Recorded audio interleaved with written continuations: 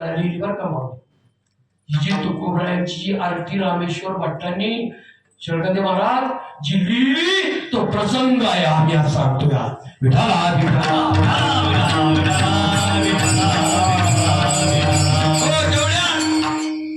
रामेश्वर भट्टांना सांगितलं, रामेश्वर बा जा सोनबा ठाकूरला घेऊन या, आजारी येतो बोलवा त्यांना.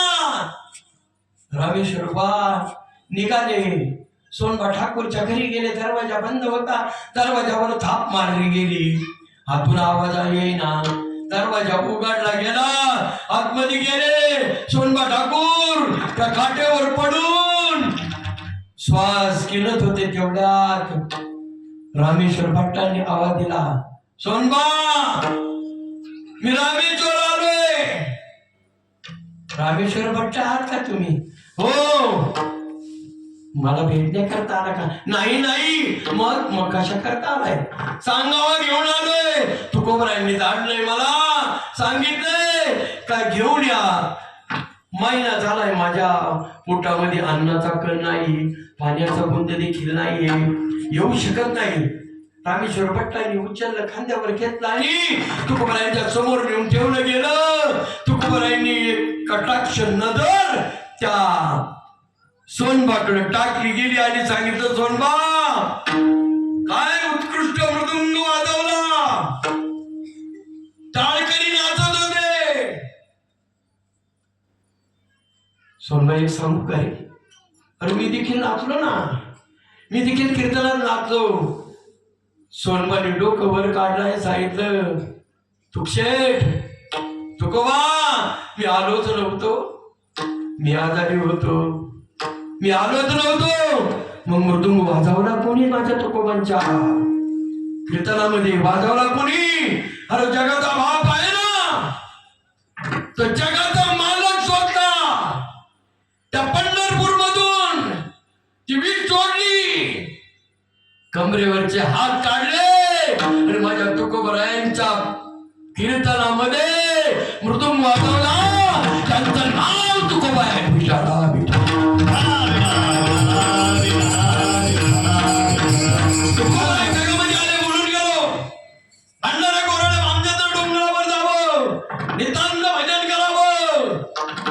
एक वेळेचा प्रसंग तुकोबराय त्या भामचंद्र डोंगरामध्ये भजन करत एका झाडाखाली बसले होते. जोपर्यंत तुकोबरायांवरती जुन्नर तालुक्यामधल्या बाबाजी चैतन्याची कृपाच झाली नव्हती आणि तुकोबरायांना रामकृष्ण हरी नामाचा बीज मंत्र कधी मिळाला? तुमचं सोडून द्या, शरकंदे महाराज राग नका मारू, तुम्ही दोघे बी आणि जोशी महाराज अजून एक कोणी कीर्तन करा असतात. हो, आम्ही सरळ सांगतो का तुकोबराय भजनाला लागले. किती वर्ष? 42 वर्ष परमार्थ केला आणि मानव देह घेऊन निज धाम गेले. 42 वर्ष परमार्थ केला आणि मग तुकोबरायांना किती वर्षांनी बाबाजी चैतन्यांनी महामंत्र दिला. मग त्याच्या अगोदर ते काय म्हणत होते? रामकृष्ण हरी म्हणत होते का? मंत्र केला होता. तुमची चुकी नाही हो माऊली, आम्ही सांगणारे तुकोबरा सांगतो ना, आम्ही शहाणे नाही. स्पष्ट बोलायला गेले हरकत नाही. हो, तुम्हाला जर नीट सांगितलं ना, एखादा पेताडे त्याला सांगितलं ना पिऊ नको पिऊ नको पिऊ नको पिऊ नको पिऊ नको, तर 10-12 वेळा ऐकलं पियाचं बंद होईल. पण आमच्या लोकांनी तुम्हाला किती सांगितलं, रामकृष्ण हरी म्हणतच होता, तुम्ही तेच म्हणणार. एक वेळेचा प्रसंग, चांदणी रात्र होती, संध्याकाळची प्रार होती. रागराग बरोबर का नाही ते मला झोपत आणणार नाही, कारण मी काही घरी जाणार नाही आणि गेलो तर शिवनेरी किल्ल्यात वाघ आणि मला खाण्याशिवाय राहणार नाही. चांदणी रात्र होती, संध्याकाळच्या प्रारामध्ये 2 पेताळ गावातून ठेवून आली ना. समजा इकडून आहे इकडून तरी आपल्याला काही गावातून ती म्हणजे आमच्या जवळचं सांगतो का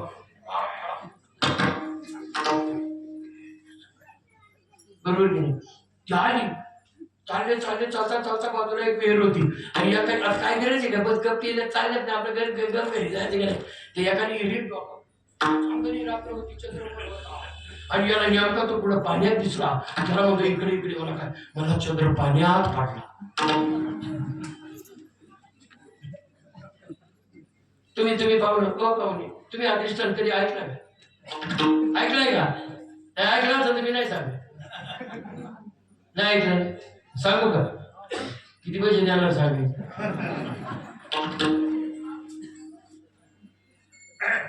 त्यांनी त्याला सांगितलं मला चंद्र पाण्यात पडलाय.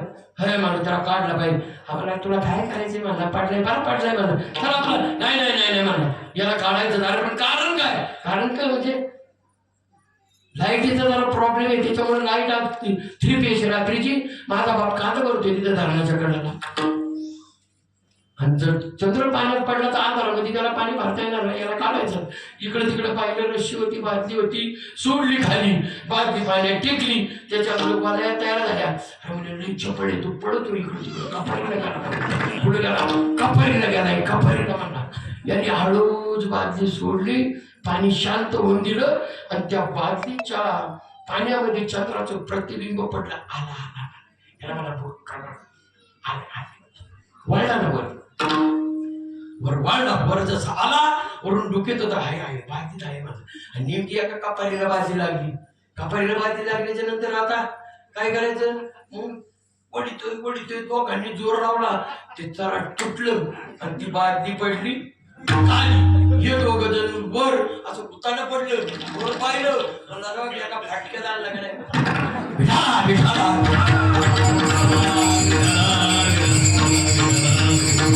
काय केलं ही स्थिती माणसं आहे रे आपण.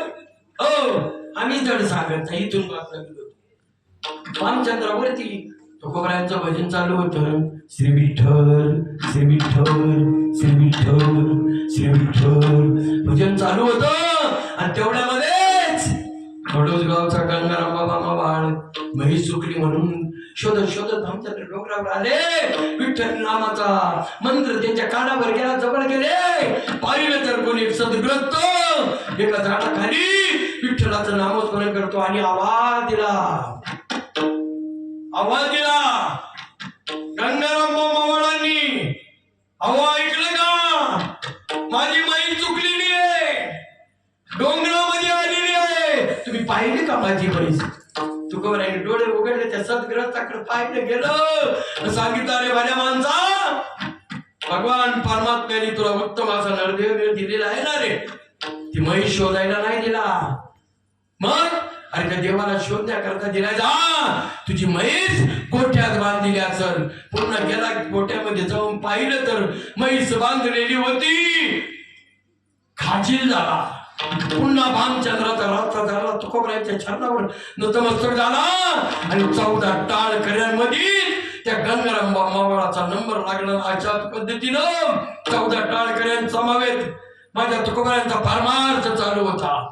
आणि अशा स्थितीमध्ये शिवबाकाचा नावाचा एक टाळकरी आणि टाळकरी नित्य नेमाला जावं, तुकोबरायांच्या कीर्तनाला साथ करावी, आनंद लुटावा, घरी जावं. खारिष्ट पत्नी होती. एक दिवशी प्रश्न केला, अहो ऐकलत का? रोज उठकाच्या तुक्याच्या नादाला लागला. टाळ कुठे फिरतोय, घरी जमीन जुमलंय, गुरड होलंय, म्हशी आहे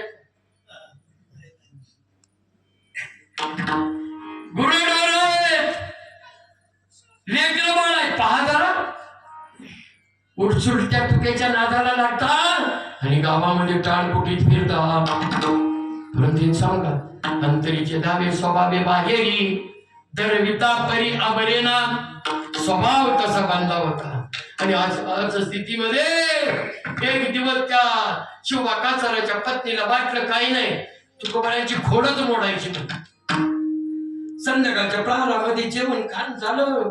झोपण्याचा प्रचंड लाडाला आली. सांगितलं हो ऐकलं का? मला वाटतं उद्या तुकोबा रायांना म्हणली. बरं तुक्या म्हणत होती पहिली, तुकोबरायांना आंघोळी करता घेऊन या. त्याला आनंद झाला. रात्रभर जागृत अवस्थेमध्ये राहीला गेला. कधी कोंबड्याची मागणं माझ्या कानावर येईल, कधी शुक्राची चांदणी उठवेल, कधी तांबडा फुटेल, धावत पळत जाईल. माझ्या तुकोबांना सांगेल, तुकोबा आंघोळी करता बोलवलंय व तुम्हाला. रात्रभर जागृत अवस्थेमध्ये आहे, आनंद होतोय. शुभा काचार आला का माझ्या घरी साधू येणार आहे, माझ्या घरी संत येणार आहे, माझ्या घरी तुकशेट येणार आहे. आता तुकशेट का म्हटलं, तुकोबराय खरोखरच शेठ होतेच, तुकोबराय श्रीमंत होतेच. सांगेल पुढे जाऊन तुम्हाला. आणि अशाच वेळेस कोंबड्याची बांग कानावर आली. लक्षात ठेवा मंडळी, कोंबड्याची बांग कानावर आली. पण ही कोंबडी पण लय विचित्र आहे बरं, लक्षात ठेवा.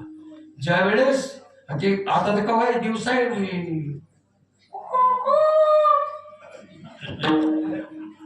दिवस आहे पोकत आहे. हो, पण एक कोंबडीने खोडीली. तुम्हाला सांगतो, ज्या वेळेस गौतम ऋषीची पत्नी इंद्र भोगण्या करता निघाला, जाता जाता अग्नी भेटला आणि त्या अग्नीला सांगितलं, हे अग्नी देवता, मी चाललोय, मला चाहिए तू व्हावं. पुढे चालला, वृत्तांत सांगितला.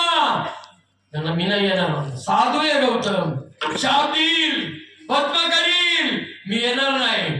ओय सांगितलं तुला कोंबड्याचं रूप घ्यावं लागल. त्या अग्नीनं कशाचं रूप घेतलं, कोंबडा. अग्नी कोंबडा झाला, कोंबडा. तुम्ही ऐकलं पाहिजे कधी कोंबडा अग्नी? तुम्ही कोंबडी कापून खाता, ते अग्नी खाता का कोंबडा? अग्नीनं कोंबड्याचं रूप धारण केलं. काय काम आहे, काय नाही तिथं जायचं म्हणलं, तू फक्त कोकायचं. पहिली कोंबडी पहाट बरोबर 4ला कोकत होती, पण या गौतम ऋषीच्या शापामुळं ते कव्हाय बोंबले ते. हा